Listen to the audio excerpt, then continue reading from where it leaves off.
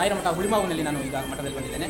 ಇಲ್ಲಿನ ಒಂದು ರಾಯರ ಮಠದ ಸಂಕಲ್ಪದ ಒಂದು ರಾಯರ ಮಠದ ಒಂದು ವಿಶೇಷ ಏನಂದರೆ ಗುರುವಾರದ ಪೂಜೆ. ಈ ಗುರುವಾರದ ಪೂಜೆಯಿಂದ ನಾನು ರಾಯರ ದರ್ಶನಕ್ಕೆ ಬಂದಿದ್ದೇನೆ. ಅಂತೆಯೇ ಈ ರಾಯರ ಮಠ ಈ ಒಂದು ಹುಳಿಮಾವು ಮಠದ ವಿಶೇಷ ಹಾಗೂ ಹಿನ್ನೆಲೆಯನ್ನು ತಿಳಿಸಲಿಕ್ಕೆ ಸ್ವಾಮಿ ಗುರುಗಳಿದ್ದಾರೆ. ಬನ್ನಿ ತಿಳ್ಕೊಳ್ಳೋಣ. ಸ್ವಾಮಿ ನಮಸ್ಕಾರ. ಈ ಮಠ ಎಷ್ಟು ಕಾಯಿಲೆ ಅಪೇಕ್ಷಿತ ಪ್ರದಾತಾನ್ಯೋ ರಾಘವೇಂದ್ರಾನ್ ನ ವಿದ್ಯತೆ ಅಂತ ನಾವು ಹೇಳ್ತೀವಿ. ಇದೇನಪ್ಪ ಅಂದರೆ ನಾವೇನೇ ಭಕ್ತಿಯಿಂದ ಅವರ ಸೇವಾವನ್ನು ಮಾಡಿ ಅವರ ಅಪೇಕ್ಷೆಯನ್ನು ನೆರವೇರಿಸ್ತಕ್ಕಂಥ ನಮ್ಮ ಅಪೇಕ್ಷೆಯನ್ನು ನೆರವೇರಿಸ್ತಕ್ಕಂಥವ್ರಾಗ್ತಾರೆ ಅಂತ ಹೇಳಿ ಹೇಳ್ತಕ್ಕಂಥವ್ರಾಗ್ತೀವಿ.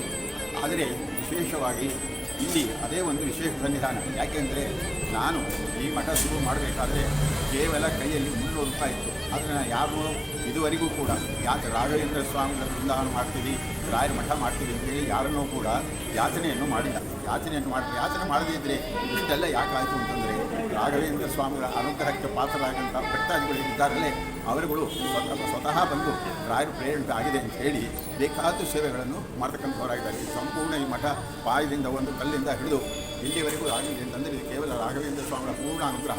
ನನ್ನಿಂದ ಏನು ಪ್ರಯತ್ನ ಆಗಿಲ್ಲ, ನಾನು ಕಟ್ಟೆ ಮೇಲೆ ಕೂತ್ಕೊಂಡಿದ್ದಂತೆ. ಆದರೆ ರಾಘವೇಂದ್ರ ಸ್ವಾಮಿಗಳು ತಮ್ಮ ಭಕ್ತಾದಿಗಳನ್ನು ಕರೆಸಿ ಅವರಿಗೆ ಇಷ್ಟಾರ್ಥೆಯನ್ನು ಸಿಕ್ಕಿಕೊಂಡು ಈ ಸೇವೆಯನ್ನು ತಗೊಂಡುಕೊಂಡು ಬರಾಯಿದ್ದಾರೆ. ವಿಶೇಷ ಮಹಿಮಾ ಇವರ ಅನುಗ್ರಹದಿಂದಲೇ ಇಲ್ಲಿ ವೆಂಕಟೇಶ ದೇವರು, ಶ್ರೀನಿವಾಸ ದೇವರು ಬಂದು ಕೂತಿರ್ತಕ್ಕಂಥವರಾಗಿದ್ದಾರೆ. ಅದರೊಳಗೆ ಶ್ರೀನಿವಾಸ ದೇವರು ಪ್ರತ್ಯಕ್ಷ ಒಂದು ರಾಯರ ಒಂದು ಪೂರ್ಣ ವಿಶೇಷ ಅನುಗ್ರಹದಿಂದ. ಯಾಕೆಂದರೆ ಅವರ ಅನುಗ್ರಹದಿಂದನೇ ರಾಘವೇಂದ್ರ ಸ್ವಾಮಿ ಕುಳಿತು ಅಂತ ಆದ ಕಾರಣವಾಗಿ ಅಂಥ ಒಂದು ವಿಶೇಷ ಸನ್ನಿಧಾನ ಇರತಕ್ಕಂಥ ರಾಯರ ಮಠ ಇಲ್ಲಿ ಬರತಕ್ಕಂಥ ಭಕ್ತಾದಿಗಳು ಕೂಡ ವಿಶೇಷ ಭಕ್ತಿಯಿಂದ ಬರ್ತಾರೆ. ಇಲ್ಲಿ ನೋಡಬೇಕು, ಜನಗಳು ಬರತಕ್ಕಂಥ ಭಕ್ತರ ನೋಡಬೇಕು ಅಂದರೆ ಗುರುವಾರ ಸಾಯಂಕಾಲ 7 ಬರಬೇಕು. ಬಂದು ನೋಡಿದರೆ ನಿಮಗೆಲ್ಲರಿಗೂ ಅರ್ಥ ಆಗುತ್ತೆ. 300 ಜನ ಸೇರ್ತಾರೆ. ಅವ್ರ ಕೈಲಿ ಎಲ್ಲರೂ ಕೈಲಿಗೂ ಪ್ರಾರ್ಥನಾ, ನಾಮಸ್ಮರಣೆ, ಜಪ ಎಲ್ಲವನ್ನು ಮಾಡಿ ಆಮೇಲೆ ತೀರ್ಥ ಪ್ರಸಾದ ಕೊಂಡು ಹೋಗ್ತಾರೆ. ಅವತ್ತಾದ ಒಂದು ದಿವಸ ಗುರುವಾರ ಲೇಟ್ ಆಯಿತು, ಬೇಡ ಅಂದರೆ ಇಲ್ಲ ಸ್ವಾಮಿ ನೀವು ಮಾಡಿಸಲೇಬೇಕು ಅಂತೇಳಿ ಭಕ್ತಾದಿಗಳು ಸ್ತೋತ್ರ ಮಾಡ್ತಾರೆ.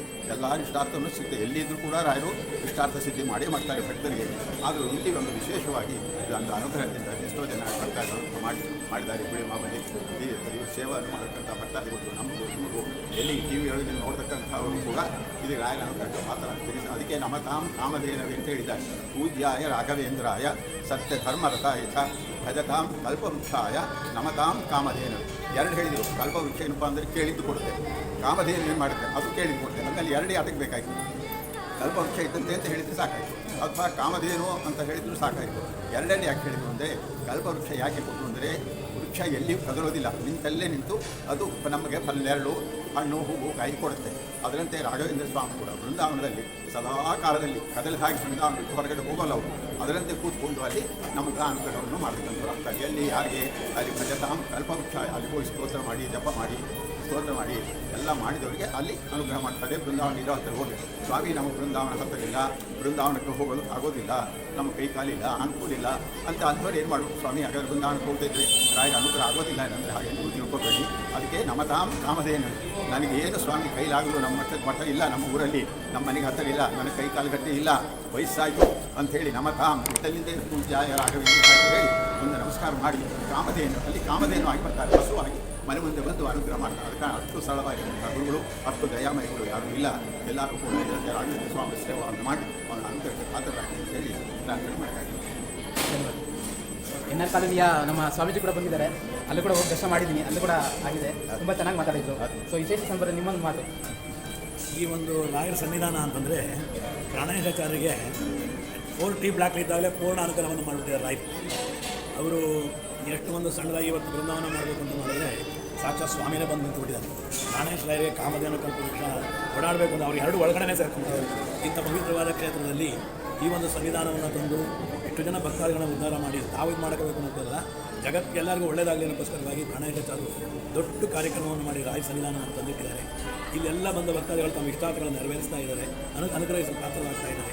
ಹೀಗೆ ಇನ್ನೂ ಹೆಚ್ಚಿಗೆ ಕಾರ್ಯಕ್ರಮಗಳು ನಡೆದು ಎಲ್ಲ ಭಕ್ತಾದಿಗಳಿಗೆ ಭಗವಂತ ಅನುಗ್ರಹವನ್ನು ಮಾಡಲಿ ಅಂತ ನಾವೆಲ್ಲ ಪ್ರಾರ್ಥನೆ ಮಾಡ್ತೀವಿ. ನಮ್ಮ ಪ್ರಾಣೇಶ ರಾಯರಿಗೆ ಇನ್ನೂ 100 ವರ್ಷ ಕಾಲ ಆಯುಷ್ಯ ಆರೋಗ್ಯವನ್ನು ಕೊಟ್ಟು ರಾಯರು ಅನುಗ್ರಹ ಮಾಡಲಿ, ಅವ್ರ ವಂಶಕರು ಹೀಗೆ ಇದನ್ನು ನಡೆಸ್ಕೊಂಡು ಬರಲಿ, ಇದು ಅಭಿವೃದ್ಧಿ ಆಗಲಿ ಅಂತ ಗುರುಗಳಲ್ಲಿ ಪ್ರಾರ್ಥನೆ. ಅದೇ ಇದೊಂದು ಸೇವೆ ರಾಜಾಧಿರಾಜ ಗುರು ಸಾರ್ವಭೌಮ ಗೋವಿಂದ, ರಾಜ ವರದ ಗೋವಿಂದ, ವರದ ಗೋವಿಂದ, ಹರೇ ಶ್ರೀನಿವಾಸ, ಹರೇ ಶ್ರೀನಿವಾಸ, ಹರಿ ಸರ್ವೋತ್ತಮ, ವಾಯು ಜೀವೋತ್ತಮ. ತುಂಬ ಧನ್ಯವಾದಗಳು ಸ್ವಾಮಿ. ಶ್ರೀ ಹರೇ ವಾಸುದೇವ.